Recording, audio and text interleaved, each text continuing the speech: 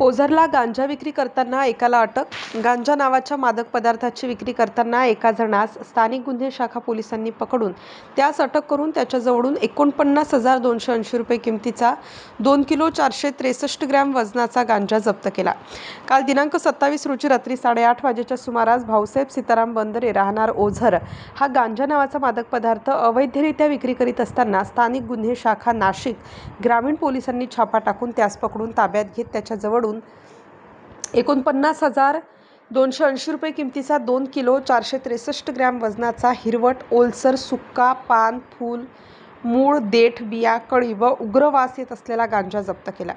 या संदर्भात स्थानिक गुन्हे शाखा नाशिक ग्रामीणचे पोलीस हवालदार नवनाथ श्रावण वाघमोडे यांनी फिर्याद नोंदविल्यावरून ओझर पोलिसांनी भाऊसाहेब बंदरे यास अटक करून त्याच्याविरुद्ध गुन्हा दाखल केला. अधिक तपास पोलीस निरीक्षक समीर केदार यांच्या मार्गदर्शनाखाली सहाय्यक पोलीस उपनिरीक्षक DL वाघेरे करीत आहेत.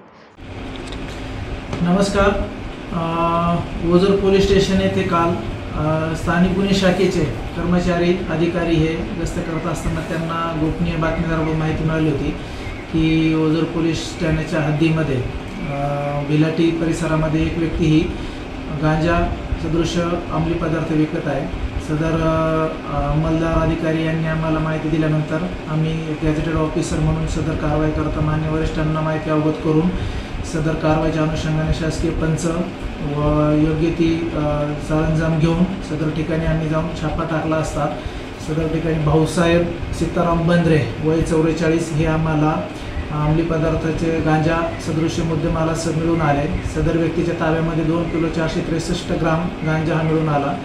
आरोपितास मिळालेला गांजा हा मी घटनास्थळावरतीच व्हिडिओग्राफीच्या सहाय्याने व साक्षीच्या मदतीने ताब्यात घेऊन तो जागेवरच सीलबंद केला. आरोपीला घेऊन पोलीस ठाणे सांगले असता आज रोजी मान्य न्यायालयासमोर त्याला हजर केले.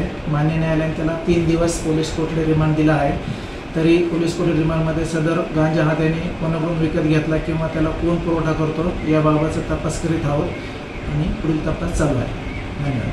आणि ओझर परिसरामध्ये कुठे असल्यास तसेच ओझर पोलीस ठाण्याच्या हद्दीमध्ये आणि सर्व ग्रामस्थांना माझी विनंती आहे की जर आपणास अशा प्रकारची कुठल्या प्रकारची अवैध कृती चालू असल्याची माहिती मिळाली तर त्यांनी आम्हाला तात्काळ आमच्या मोबाईलवरती पोलीस स्टेशनच्या क्रमांकावरती आमच्या गोपनीय कर्मचाऱ्यांना तात्काळ माहिती द्यावी. त्याबद्दल कुठल्या प्रकारची कसोटी करण्यात. स्टार न्यूजसाठी मोहसिन पठाण, नाशिक.